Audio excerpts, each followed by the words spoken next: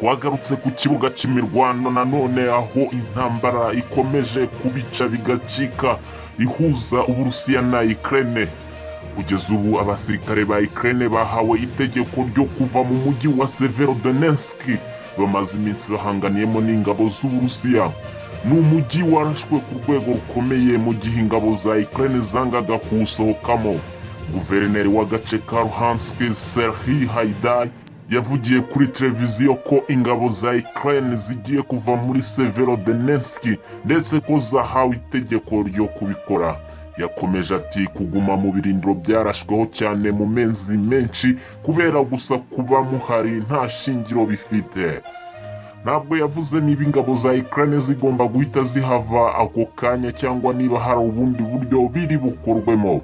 Inzego z'ubutasi z'Ubwongereza zatangaje ko abasirikare ba Ukraine batangiye no kuva mu mujyi wa Trezikansk zitinya ko zaza kuzengurukwa n'ingabo z'Uburusiya.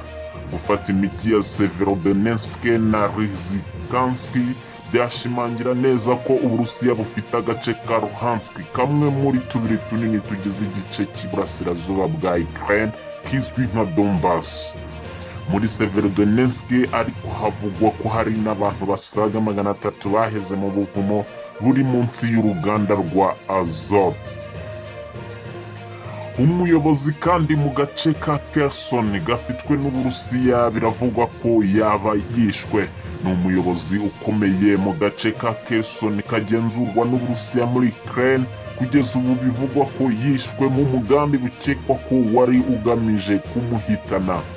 Dmitry Savchenko wari umuyobozi ushinzwe imiryango, urubyiruko na siporo mu kanama gahuriweho n'abasivili n'igisirikare karimo kuyobora Kherson muri iki gihe, yishwe n'igisasu cyamutirikanye nk'uko Reuters yabitangaje.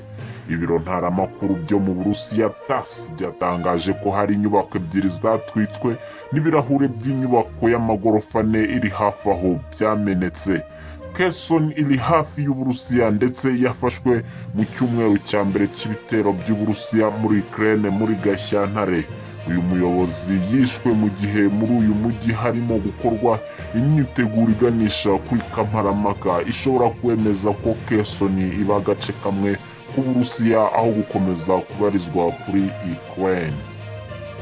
Ni mu gihe kandi Ubudage mu bibazo kubera gaze iva mu Burusiya.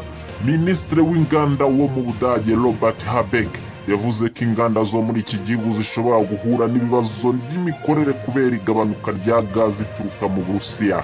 Yavuze ko gaze igiye kuba nkeya cyane mu gihugu mu gihe gaze ituruka mu Burusiya yakomeza kuba nkeya nk'uko bimeze ubu.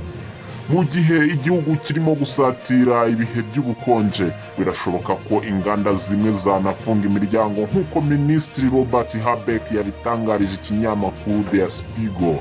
Yagize ati inganda zishobora guhagarika ibikorwa, guhagarika abakozi bazo, uruhererekane rw'ibicuruzwa rushobora kwangirika, abantu bashobora kujya mu madeni kugira ngo bishyure serivisi zo gushyushya ingo zabo, abantu bazarushaho kujya mu bukene.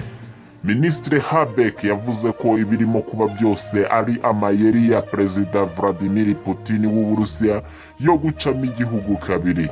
Icyakora ikigo gishinzwe ingufu mu Budage kivuga ko kiramutse cyujuje gaze ububiko bwose bufite bushobora kumara amezi 2 n'igice nta kibazo cya gaze bufite.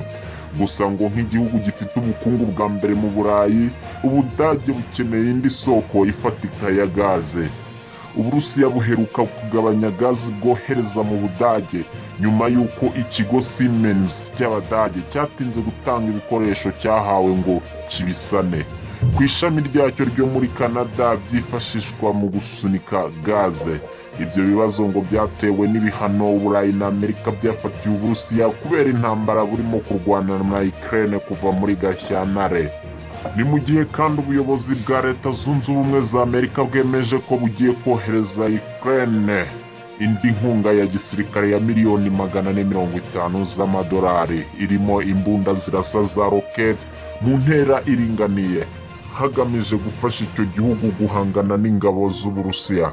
Iyi nkunga irimo intwaro nke zigezweho zirasa rokete zizwi nka High Mobility Artillery Rocket System cyangwa se HIMARS zabaga mu Burayi. Ingabo za Ukraine zikaba zatangiye kwitoza uburyo bwo kuzikoresha nk'uko umuvugizi wa Minisiteri y'Ingabo ya Amerika Lieutenant Colonel Anthony Semetrov yabyemeje.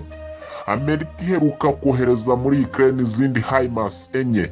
Muri iyo nkunga kandi harimo imodoka 18 zifasha mu kwimura imbunda nini cyane za Howitzer ku buryo zibasha gukoreshwa ahantu hatandukanye ku rugamba.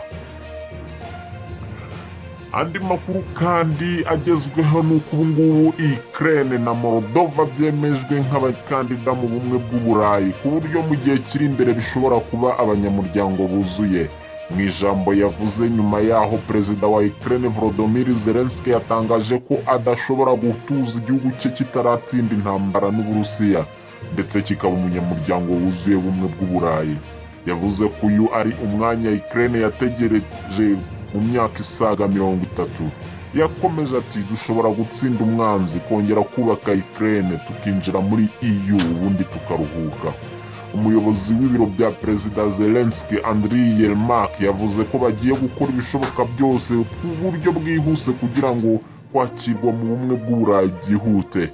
Ikindi gihugu cyashakaga kujya muri EU ni Georgia, ariko cyo ntabwo kiremezwa nk'umukandida, ahubwo ngo hari ibintu bikeneye kubanza gushyirwa ku murongo.